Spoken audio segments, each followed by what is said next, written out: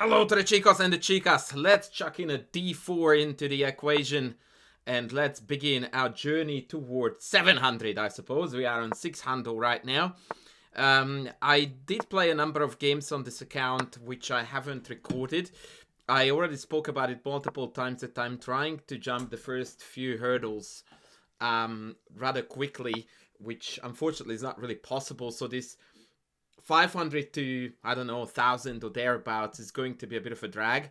And many people are really enthusiastically waiting for, when I am up in the higher tier and higher opening ranges. But I think it's already quite interesting to see what we observe and also to see how these principles such as developing knights, controlling center, play a major role in games already down here on 600 as well as on 2600 level. So cheers to that.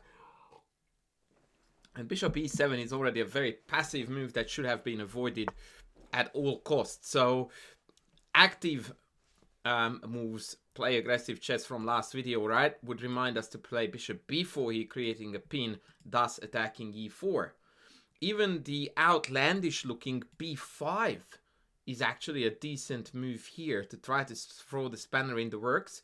Can't take the pawn, and if I take b5, black can pick off e4. That's a very valuable central pawn there. Bishop e7 is a move that gives me abundance of choice and an easy recapture on c4. Such moves usually are to be avoided because they pose no challenge. After 6 moves, I have got sensational development and absolute full central domination.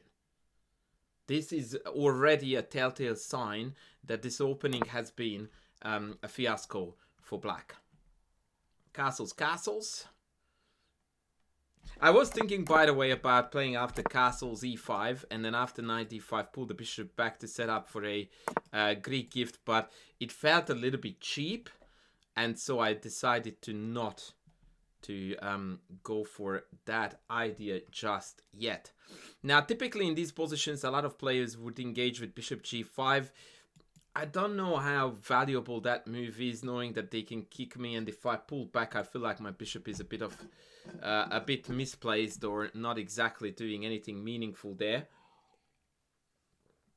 I might actually gear up here for a kingside attack now with e5. The reason why I'm playing this move now is because my opponent has played knight c6, which, so glad that we are talking about principled chess and why this account is called principled chess. So this knight c6 move is a strategic mistake because in almost any 1d4 opening, neither side should really put their knights in front of their c-pawns. Say my hello to the Jobava London. And the reason for that is because usually the only way to challenge the center in these openings for white is c4, and for black to equalize later on is to play for c5. And so once the knight pops up on c6, it becomes very difficult after the predicted knight d5 for black to bite into the center. Now, knight g4 is very ill-conceived in the sense that after h3, knight h6, bishop takes, pawn takes, this king side has been drastically weakened. As in not weakened like Saturday, Sunday, but, weak. And then it got weaker, so it got weakened. That joke of the day. So I'm very tempted to go h3, knight h6, and then bishop takes. The alternative would be to pull back to d3 and gear up against the attack. Gear up for the attack against h7. Note that this is a bit of a cheeky one because it seems to hang d4, but the reality is that d4 is not capturable because after knight takes, queen takes, bishop takes, h7 wins a queen. This is the type of thing that I like to call, and often do so in my lessons with my students, board awareness and tactical awareness. That you are aware of these types of motives without having to calculate them. They are just part of your understanding of the position, right? So it feels like you own it. I can't really quite think of an analogy, even though I'm notoriously the best at that, but it's like I don't know, you know, driving a car and knowing that you have a clutch even you are not about to change keys, but the knowledge that it's there and that it's to your benefit whenever you see fit is just a great reassurance. By the way, while I was talking, I thought that maybe knight e4 is a better looking move. It might provoke f5 though. And then ef... Yeah, let's put your pieces in the center. On a center account, or rather principal chess account, we need to play principal chess. Also know that if I were to kick it and then take on h6, then after gh, the f6 square is definitely a little bit tender. So we can gear up towards that. Now, I have already spoken about the bishop earlier, and I tell this to my students a lot, that on many occasions, people are really itching to develop this bishop, to tick the box of development. But, for example, right now, unless I do this h3 bishop takes h6 shenanigan, there is not really an adequate square for the bishop where I could go to and be able to tell myself, that bishop has been developed really well, guys. Can't do it. Like, what? I play bishop d2 and then I like, awesome, man. And it hangs d4. On e3, it's tradable. On f4, it's a waste of space. It was much more important to improve the location of this knight. Now, this knight is en route to d5. But that is also good news to me because it helps me to set up this mate attack with queen d3, bishop e, bishop to c2. I'm thinking if I have got any forced actions here. No, so let's go here. I'm expecting knight d5, and now I'm going to pursue an attacking pattern that I think many players should familiarize themselves with because it's really handy. And it's quite typical in certain pawn structures, most dominantly in the IQP setups. So, I'm just thinking that if I play bishop b3, they might play a5 with this cheeky idea of playing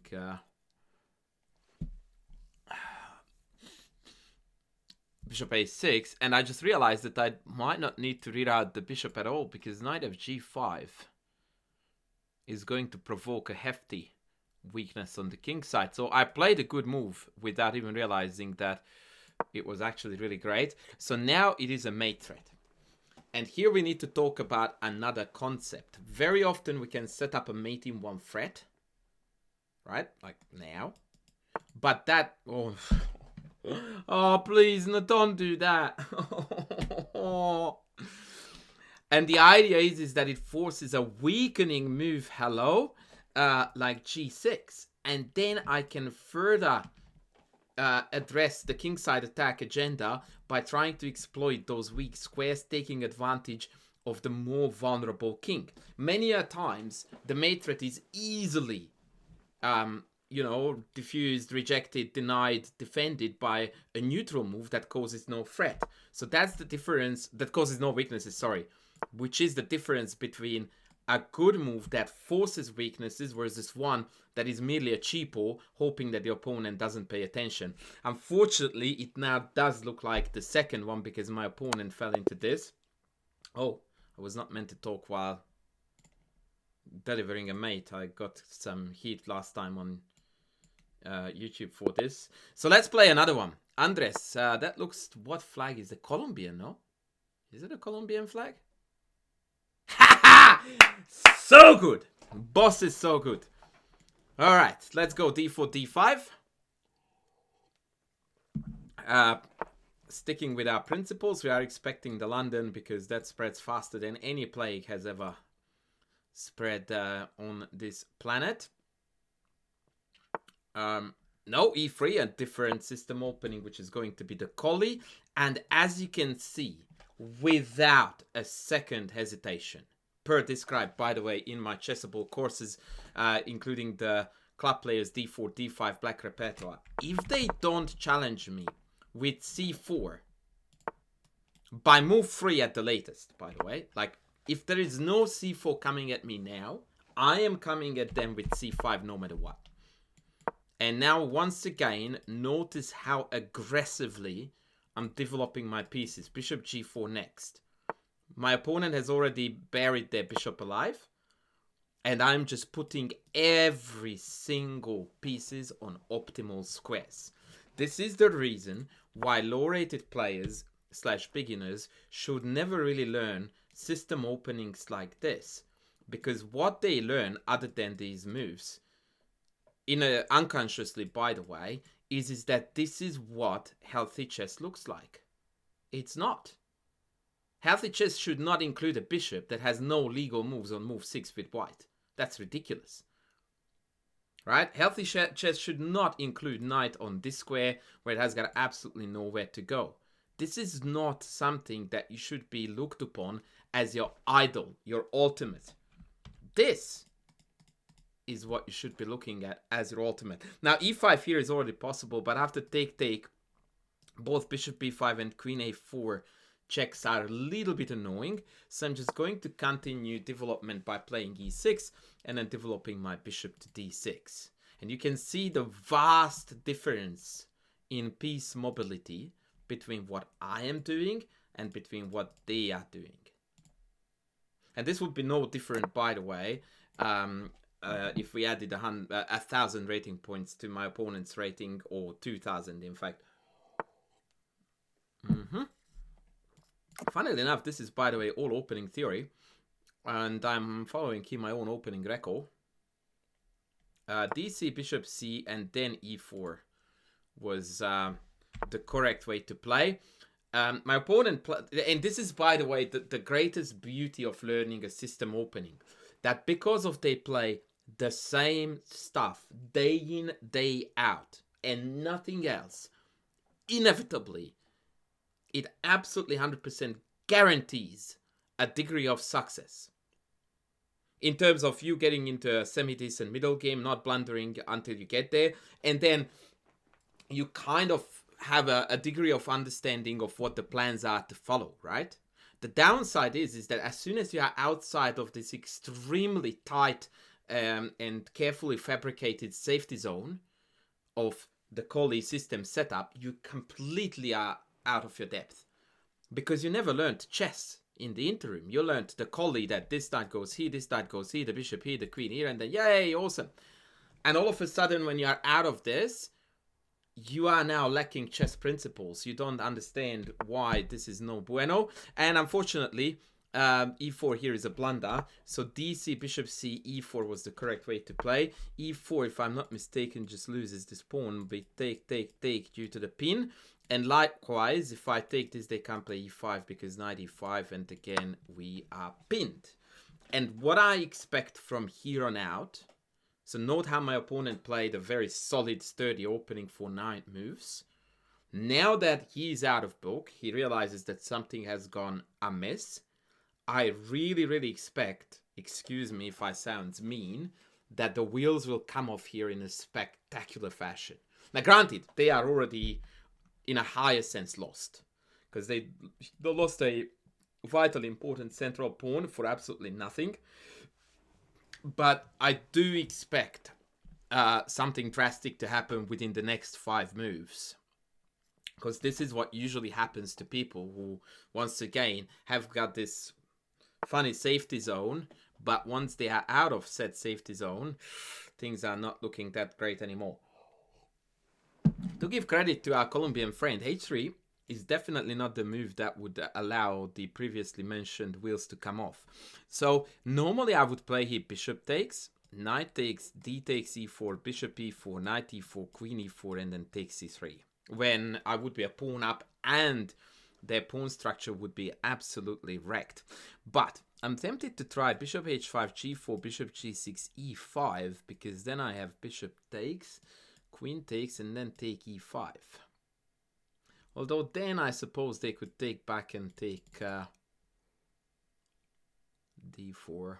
Yeah, now we are going to go with the initial plan. We take f3. I anticipate knight takes, but it's possible that they will take with the queen. Now, the upside of taking with the queen is that if I take e4 after knight e4, queen e4, there is a mate threat. Identical to what we won the game with in the previous case. The downside of this move is that it walked headfirst into knight e5, and also my opponent is no longer threatening to play e5. So I will use this moment to capture this pawn, anticipating retake. Then I can go after this guy. And now I can already see how this game is going to end. The last move of this game is going to be bishop h2 check.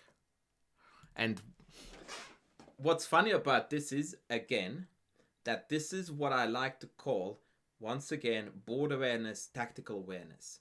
And to see the idea that I'm going to explain to you now on 600 level is extremely unlikely. But you need to work toward these ideas. Because the idea is that, yes, it may look outlandish for you to see right now what I was talking about with bishop h2 in the end. But once I show it, there is a solid chance that even a 600 would make a conscious memory. Because all they need to see is that I'm going to force a lineup of 2 queens on the same file, one being unguarded. And I'm going to try to exploit that in a tactical fashion. So, what I'm talking about. Knight e5, queen e2, knight takes d3, queen takes d3, d takes e4. Ta-da, 2 queens, same file, opened up. Knight takes e4, bishop h2 check, and I'm picking off the free queen on d3.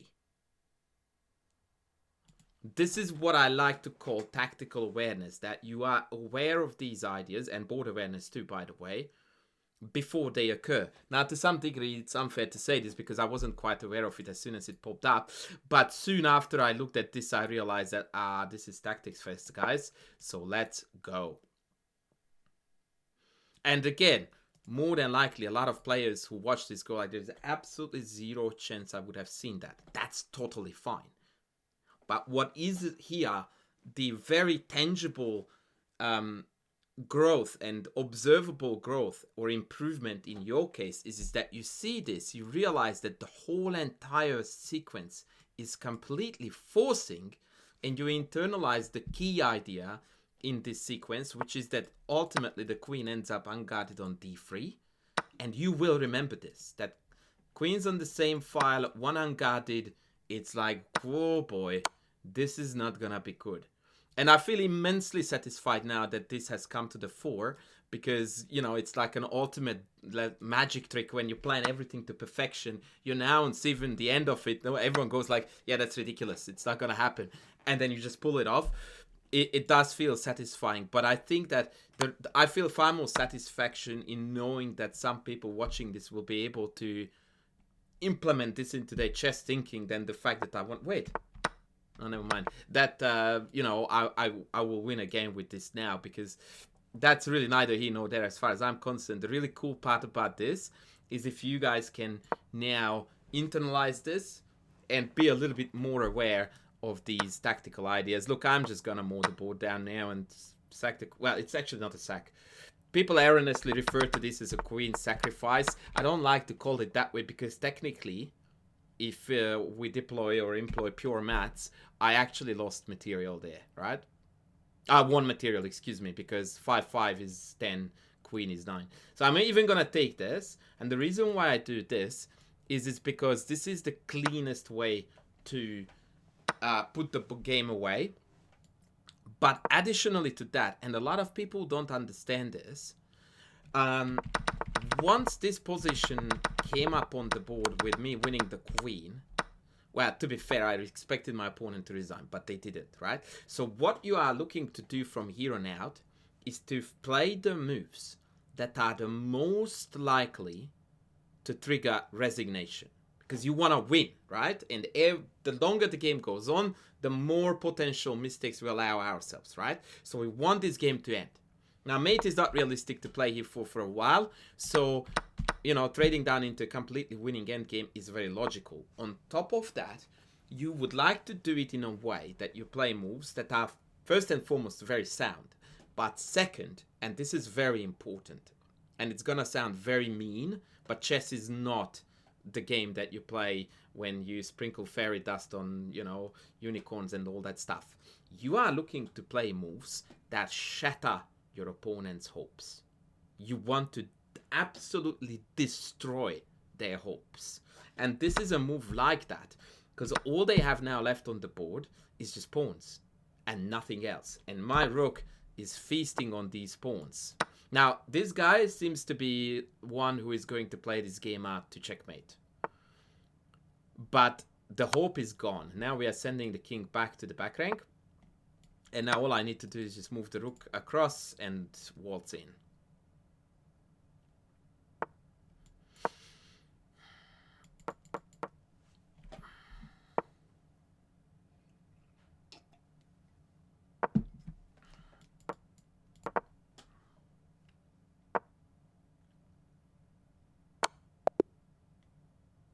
So, that was that. Let's have a game review just for funsies. Oh, I don't know if I can actually, because it's not a titled account, so I have got limited reviews. See, 94.9. I'm disappointed. I thought I would get a better score. I'm joking, but to be honest, like, because of the game this was decided so early on, I thought that I would get a high grade. So e4 was bad. So once again, dc, bishop c5, and e4 is theory. And here, white is only slightly worse. Out of this system opening. Well, I shouldn't have done the air quotes because it is a system opening. It's the opening part that I should have put in air quotes because, yeah, it's not really gonna cut it. So once again, if you are a beginner and people tell you that this is how you should play chess, to play system openings, because why would you bother to learn openings, I can assure you that you are going to win rating points and you are going to improve. No, I take that back. You're not going to improve. You're going to, you know, climb the ladder, win games, win rating points, feel good about yourself. But your actual chess knowledge is not going to get better, or not as much as it could with proper openings. Anyway, so after take, I think there's very little to discuss. I really like this tactical sequence that I sort of highlighted and described how it worked. And yeah, the rest was just Carnage City. Yeah. That is gonna be us for now, guys. I ended up on 619. I might play once again a couple of games of recording and try to go further up. Although, to be fair, I do find that we somehow always manage to find some educational moments and meaningful situations to discuss. So in that spirit, I might continue recording. We'll see how we go. But anyway, thank you very much for watching this video, guys. Please don't forget to press the like button. Please leave a comment down below. It helps the algo. And please subscribe if you haven't done so yet. And I will see you in the next one. Thanks for watching. Bye.